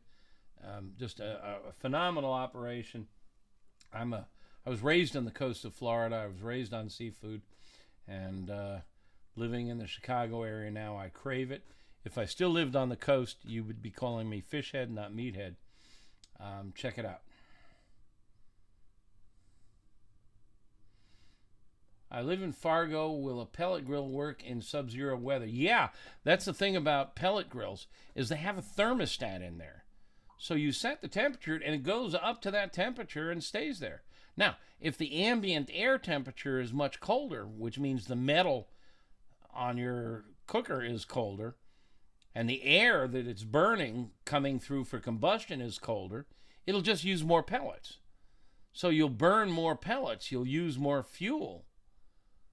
But you peg it for 225, it'll go up to 225 and stay there in Fargo or in Florida. And that's the beauty of pellet smokers. Set it, forget it, walk away. But you'll burn through more pellets. Pellets are more expensive than other forms of fuel.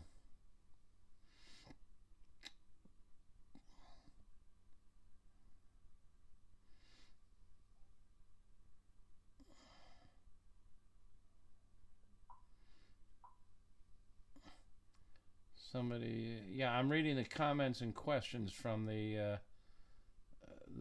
somebody's asking what I'm looking at. I have a stream here. I'm using a tool called Ecamm, and it's giving me both YouTube and Facebook and Twitch and LinkedIn questions from all sources rolled into one source. So yeah, I'm reading the questions, but they're not just, so if you're on Facebook, I may be reading a question from YouTube.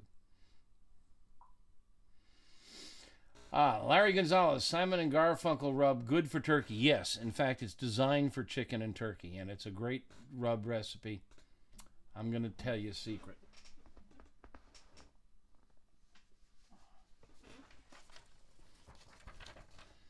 I have not revealed this to anyone yet outside of my team.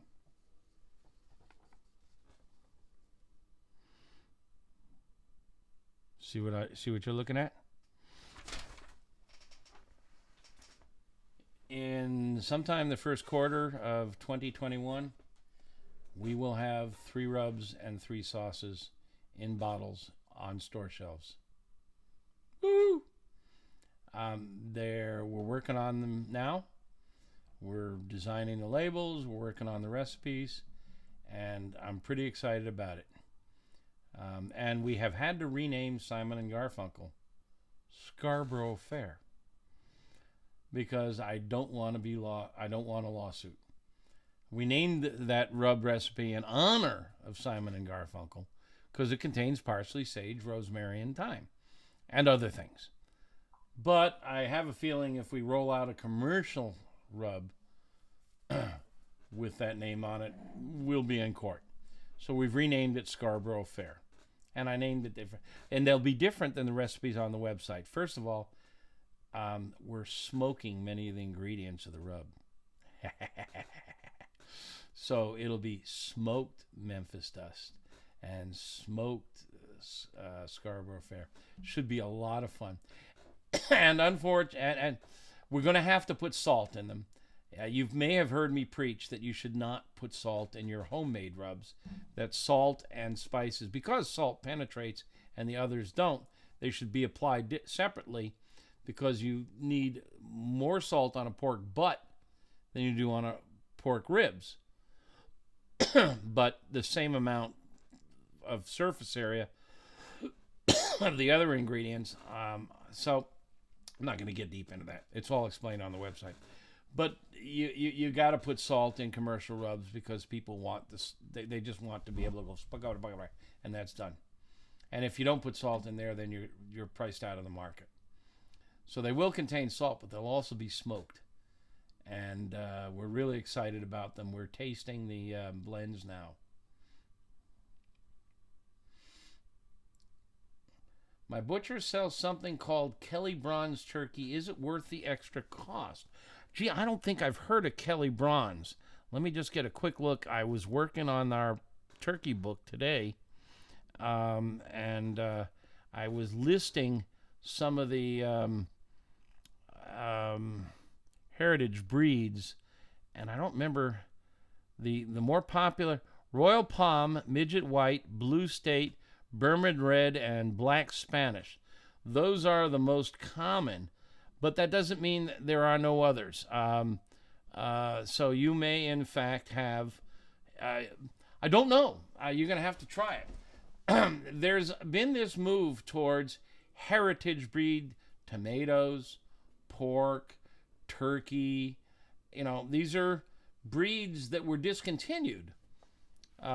These are breeds that were discontinued usually, like, for example, with turkey and chicken.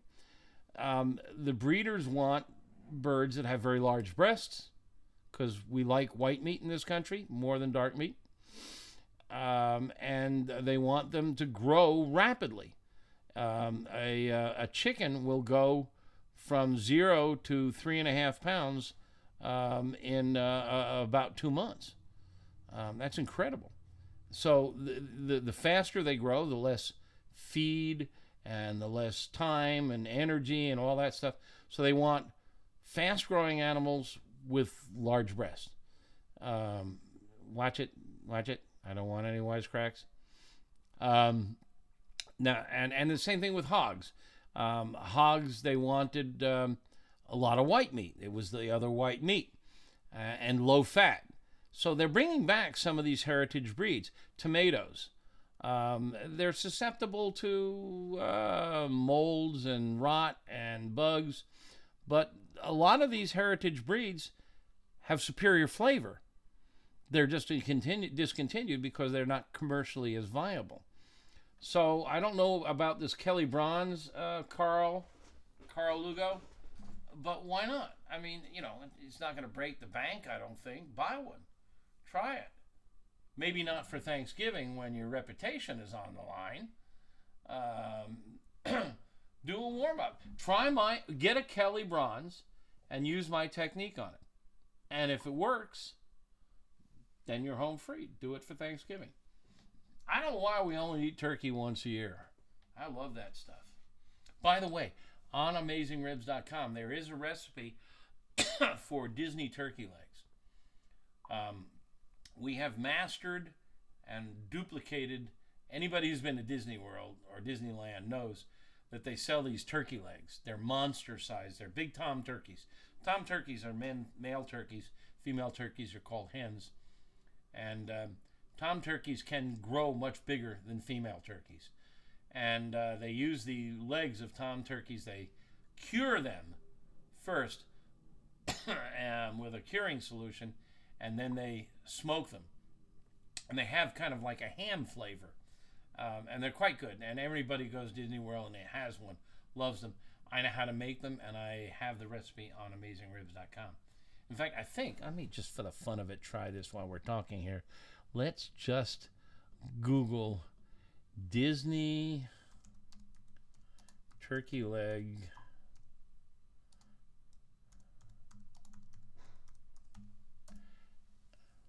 and on my computer it's right there in the pictures of the yep, it's right, like number 1 in the pictures, and it's number 2 in the hit list. Some asshole, excuse me, somebody has sneaked ahead of me. So check it out. See how it is on your computer. But Disney turkey legs recipe, right at the top of the Google list. Oh, Jay Evans Tabor says he's had better luck using ghee as an injection as opposed to butter. That's interesting. I've not tried that, and I have a jar. Tony Tortora Alloway. Hi, Unc. Why am I suddenly bald? My niece, Tony, I just saw the video my wife made for you guys. What a great job she did, and we watched a couple of the others. You need more people talking about IT, about computers and websites and stuff. But this is my COVID cut. I decided I wasn't going to the barber. So, if you look at my book, I got long hair. I cut it all off, kiddo. Yeah, right. You haven't seen me since February. It's nice to see you here tonight, sweetheart. Yep, that's the COVID haircut, John. Hello, John. I remember your name. Yeah, Melanie Waite's pointing out that lamb fat needs to render. It shouldn't. It just doesn't have pork fat and beef fat are just tastier, I think.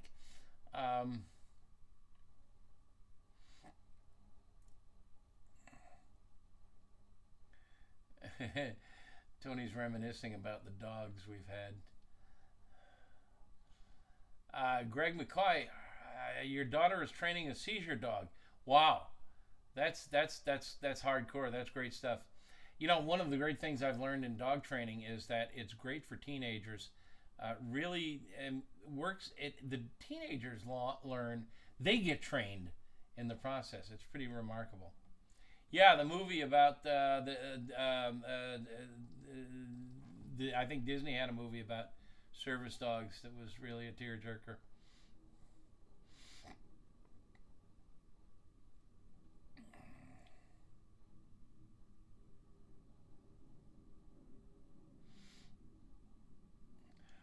Question: can you smoke with maple? I'm in Ohio and it's abundant. Yeah, it's a hardwood. People do. It's not done very often, but yeah, most real serious pit masters use whatever the local wood is, the hardwood, fruit wood, or nutwood, and it really is not the most important part. Believe me, the quality of the smoke, or your ability to control the fire. John Kern asks an interesting question. Can you use the Cornell chicken recipe on turkey? That is a really interesting question. There's a famous recipe for chicken. My wife did her PhD at Cornell, and I lived up there for a number of years. And it's Cornell chicken. One of the food science professors there created this recipe. And all over Western New York, it's served at every firehouse fundraiser and Little League game. At the state fair, there's a huge stand at the state fair. And basically, you make a marinade. It's got eggs. It's kind of like a mayonnaise, only not quite. And it marinates, and then you grill it. And it really is a tasty recipe, and it comes out very moist. And I have that recipe for chicken on AmazingRibs.com. I've modified it to modernize it because it had way too much salt and a couple other things. But it's a great recipe. Can you use it on chicken? I mean, on turkey.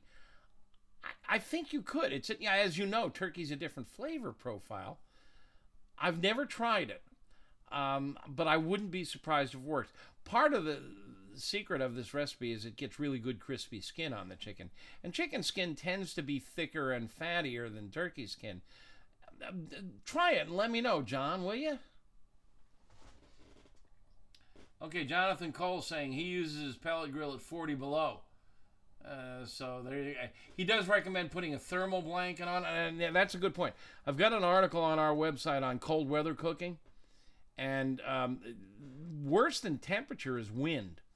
But a thermal blanket works great. Even those blankets that they do use for moving, or just something that's not flammable. But you can wrap it. But some sort of a windbreak is great.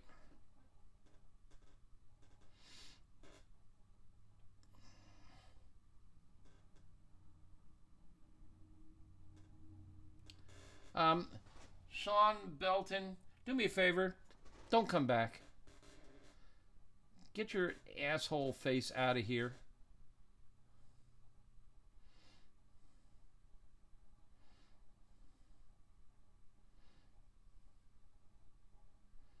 Oh, the microphone. I'm sorry. There's a sound falling off. Somebody asked me to pull the microphone in closer. I've got a volume control on it. Fancy dancy toy. I like showing it off. I paid a lot of money for it.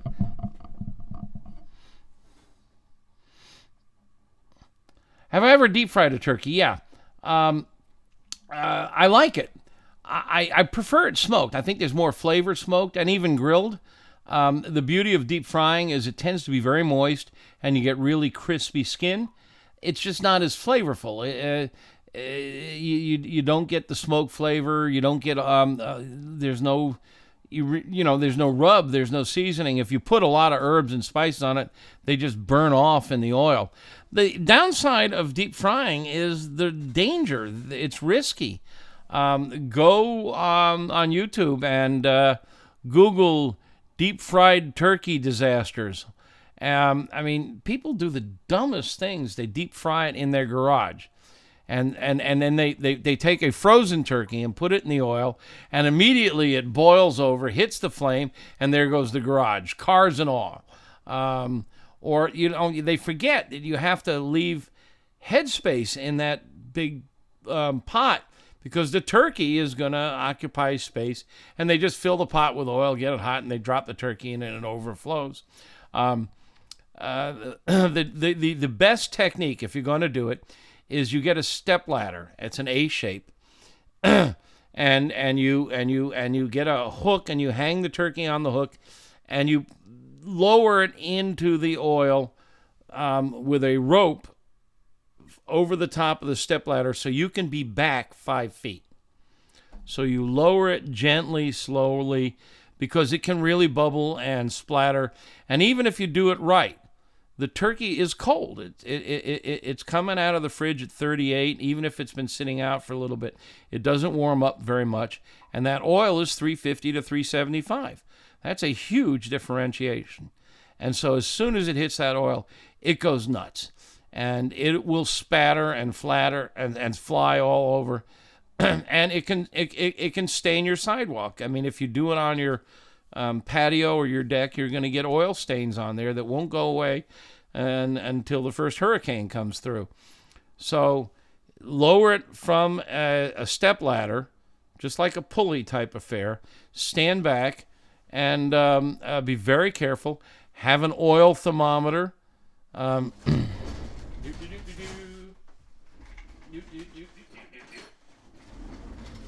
I use this on, this is an oil thermometer, so you can see, and it's got a long stem. It's got a clip that clips onto the side of the tank, and then a metal plate to cover the meter, and then that's just a cover. There you go. So this is the kind of thing you want. You can get one of these on Amazon. And it rotates, so you can put the meter facing up. So you want to do that, and then you're going to have to check the meat temperature. It's good. Like I say, I prefer it smoked and grilled. Have I ever injected a turkey breast with bacon grease? No, I haven't. And here's a thought. I love bacon. Who doesn't? I love turkey. I don't know that I love turkey to taste like bacon. I think this whole concept of wrapping everything in bacon, injecting it, just give me bacon. I don't have to wrap my Italian sausage in bacon, or my chicken in bacon, or my meatloaf in bacon, or inject my turkey with bacon. I want my turkey to taste like turkey. I know people that inject their turkey with Dr. Pepper. Good God, why? I don't know. Part of my philosophy of cooking is let the food be the food. Cook it right and get out of the way. We were talking about fish the other day because we just joined this Sitka Salmon Shares program, and we're getting all this marvelous seafood from Alaska in here, and we have fish in the house, and it's like, oh, what are we going to do here? And the answer is just get out of the way. You've got gorgeous fresh fish. Cook it and don't screw it up. And I think that's good advice for turkey and other things. I mean, you can put seasoning and spicing and sauce on it, but don't screw it up. So I don't know. I mean, would injecting turkey with bacon screw it up? Well, part of the problem of injecting is when you inject, it tends to form pockets. It doesn't, it's not a sponge, and it doesn't flow evenly. And oil and water don't mix, and meat is 75% water. So when you inject, You got to really inject in multiple places to get it even. It will flow a little bit between the fibers, but it tends to just stay in pockets. So I don't know that I would do it. How 8 you sit?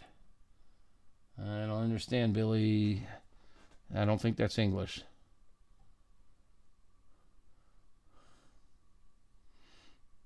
Okay, Tom Need says the volume is better. I'm just learning how to use his new mic. Hello, hello, hello.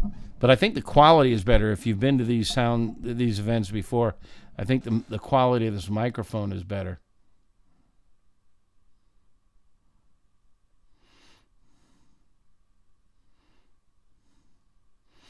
Billy Chmielewski talks about oilless fryers. All right, let's just get this straight here. Frying is cooking in oil. Dry frying is a convection oven. It's not frying. Period. They call it dry frying, but it's not frying. Now, what you've got is an empty chamber, and you have a fan and very high temperatures. So at those high temperatures, it can have some of the same effect as the high temperature of oil. But it's hot air circulating, convection airflow. That's a convection oven, a very hot convection oven. Now, if you spray your chicken wings with oil and you put it in there, the surface will come close to frying. If you get French fries frozen that have oil in the coating and put them in there, they will come close to frying. But if you've got a dry, one of these dry fryers or whatever the heck they call them, I've had one, I gave it away. Taste it. Be your own. I mean, it doesn't. Those French fries are. The best thing I did on them was leftover French. Oh, there's a couple of restaurants I really like, and you go there and you buy their food and you bring it back to the house. And by the time you get home, the French fries are cold. Nothing worse than cold French fries. And they steam, because they're in a bag and they steam and they get soggy. Throw those in the air fryer. That brings it back to life pretty good. Now, you can do the same thing in a frying pan pretty much, but I don't know. I gave mine away. I worked with it for about a month and a half, played with it, and I just didn't find that it cooked anything that tasted any better than other techniques.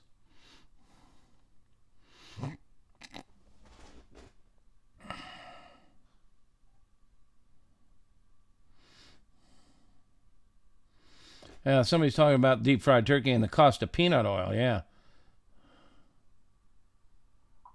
Oh, I was giving Billy a hard time about what is, joking about try English, and he can't type on his phone. Hey, I'm with you, pal. I got sausage fingers. I can't type on my phone. I dictate. I don't know about you, but my iPhone has a little microphone button, and I just talk to it. Well, here we are. We normally run, we're supposed to run an hour and a half. We're coming up on 2 hours. And I think I have gotten all of your questions. So how about last call, guys? Any more questions for Uncle Meathead here? And let's see if we can wrap it up. This has been a good session. Some good questions tonight. I just hope you guys have a great Thanksgiving. One of the things I absolutely love about Thanksgiving is that in this country where we are so divided, and if you're not aware of it, never will we be more divided than in the next week, where we used to be able to disagree with people without hating them. It's the one occasion in this country where we all gather around the dinner table and we eat the same meal. Now, okay, some of you may have a goose. Some of you may do a pot roast or something. But so many of us eat turkey. And so many of us have sweet potatoes. And so many of us have cranberries and beans and pie. And the menu, regardless of whether we're recent immigrants from the Middle East or Mexico, we assimilate and we sit down and we eat the Thanksgiving meal, all of us. And we hold hands across the country, divided physically, divided politically, divided religiously. But we are unified in this meal. And there is nothing more unifying, more together than dining together.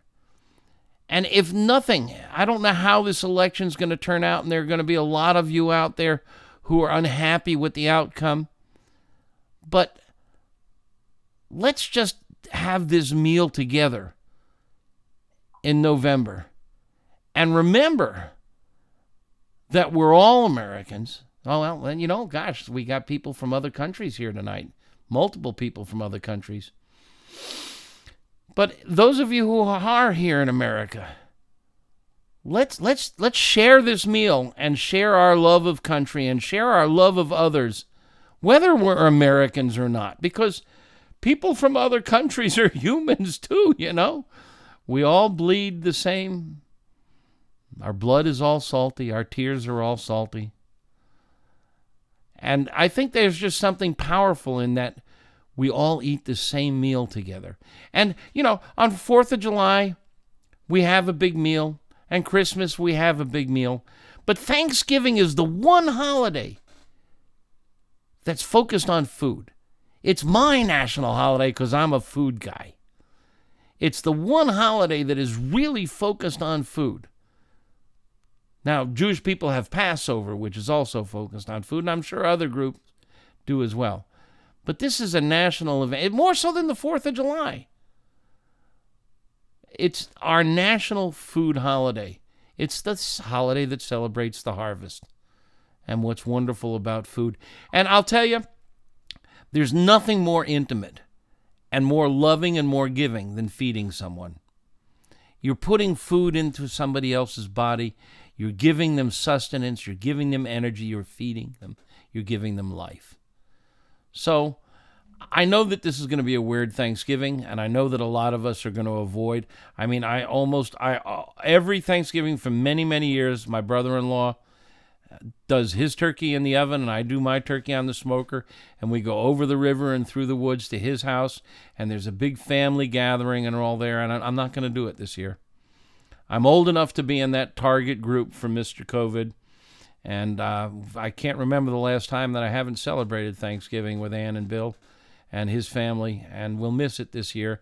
But my wife and I'll have a turkey, and we'll mentally hold hands with them and all of you. And I wish you a happy Thanksgiving and a happy election day and a happy November and a happy holiday season. And we won't have our monthly chat on the last Thursday of the month next month because it's Thanksgiving Day. So I'll see you hopefully in 2 months if it's not Christmas Day. And I thank you very much for your time and your attention.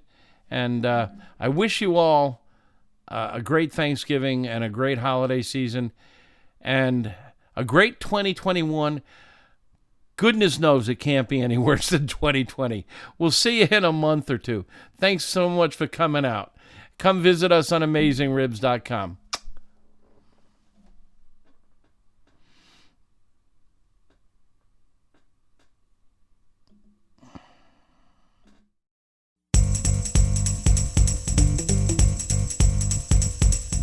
That's all for now, folks. Thanks for staying awake, and please visit AmazingRibs.com for the articles, recipes, and reviews mentioned in this chat with the Barbecue Whisperer and Hedonism Evangelist from AmazingRibs.com, the planet's biggest and baddest barbecue and grilling website, Meathead. It's a